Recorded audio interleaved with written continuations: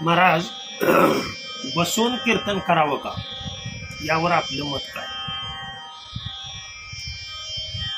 अशा बऱ्याच जणांनी बरं का जाणकार व्यक्तीने सुद्धा फोन करून बऱ्याच जणांनी नवीन कीर्तनकार तर विचारतात, परंतु अनेक व्यक्ती आता बऱ्याच जणांना असं वाटतं की ही नवीनच महाराज मधनं कुठनं आला,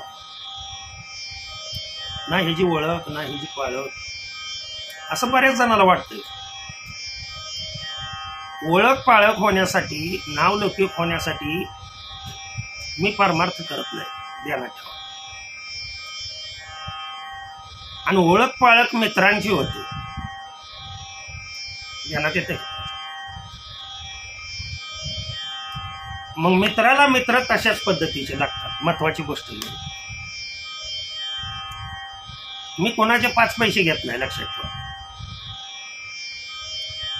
दक्षिणा या नावाची गोष्टच घेत नाही मी. उलट मिळालेल्या दक्षिणेमध्ये त्याने जरी दिली तर त्यात माझ्याशी 500 रुपये टाकतो आणि ती वर्गणी म्हणून माझ्यातर्फे ती जमा करतो, म्हणजे भगवंताच्या चरणी अर्पण करतो. भगवंतानीच दिलेला आहे, नाव सुद्धा माझं लिहू नका म्हणून सांग. मग अशा महाराजाचे कीर्तन तुम्ही ऐकणार का? कारण सत्य बोले माझी वाचा. आणि अशा महाराजाला कोण सांगेल का? बर सांगणं न सांगणं हे द्या, पुढचं लांबचं द्या सोडून.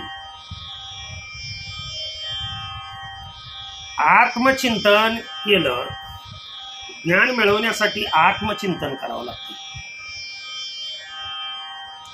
तिथे कीर्तन करायलाच पाहिजे असं नाही, ठाईच बैसोनी करा एक चिंतन. मस्त हा आंधळ्या पांगळ्यांसाठी अभंग लिहिलेला आहे, परंतु असं आंधळं पांगळं नसताना सुद्धा काही कीर्तनकार जे आता रिटायर्ड होण्याची वेळ आली तरी सुद्धा कीर्तनाची भूक त्यांची भागत नाही, आशा सुटत नाही. कीर्तनात मस्त अभंग घेऊन सांगतात.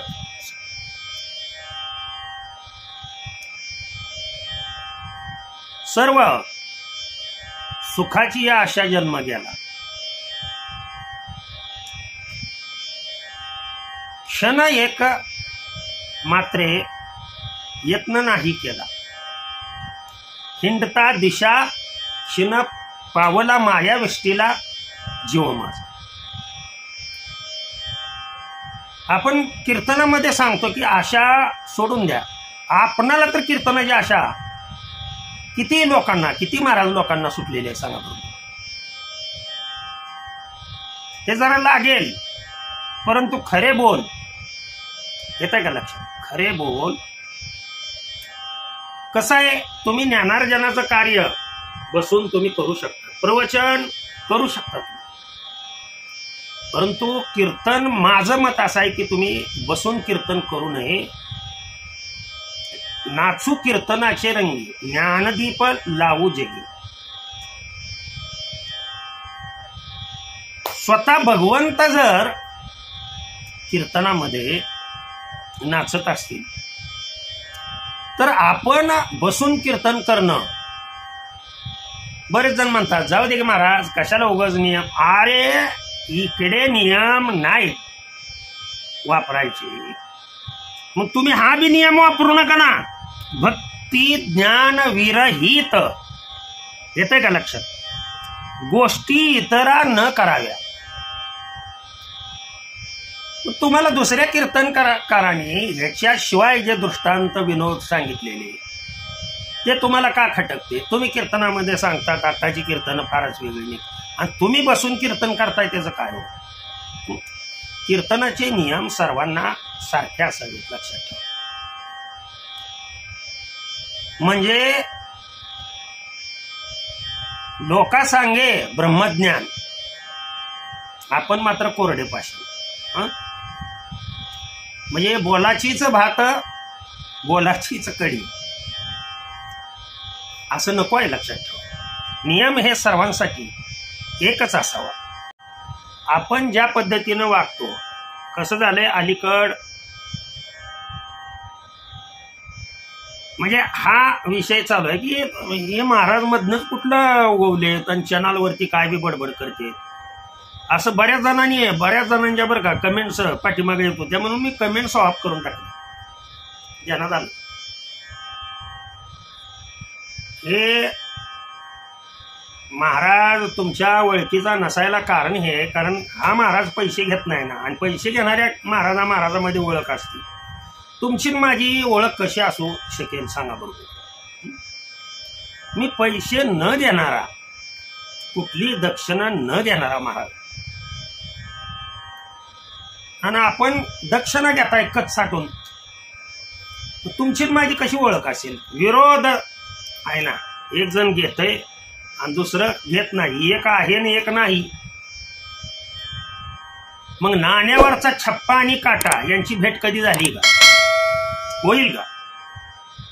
अहो रात्रंदिवस त्या छप्प्याने काट्याला शोधायचा प्रयत्न केला तर तो, याचा अर्थ असा नव्हे की काट्याचं अस्तित्व नाही. ज्या अर्थी छप्पा आहे त्या अर्थी काटा आहे. ज्या अर्थी तुम्ही दक्षिणा घेता त्या अर्थी या महाराष्ट्रामध्ये नवे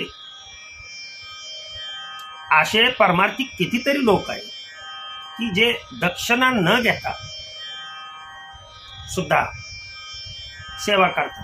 ज्ञानदीप लावू जगी, आणि ज्ञानदीप जगामध्ये लावण्यासाठी दक्षिणा कशासाठी पाहिजे सांगा. हा ठीक आहे, जायचं एवढं होतं, एक दिवस जातो, 1000-2000 दक्षिणा साहजिक आहे.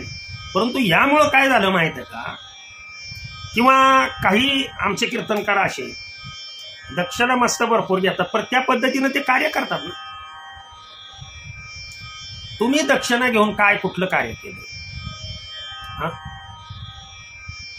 बरेच आमच्या वारकरी संप्रदायामधले, माझा दक्षिणा घेण्याविषयी विरोध नाही, दक्षिणा अवरोधून घ्या, परंतु त्याचं कार्य काय का. ती दक्षिणा परमार्थाला जर चरितार्थ बनवला तुम्ही तर तुम्हाला सुख लागेल कसा.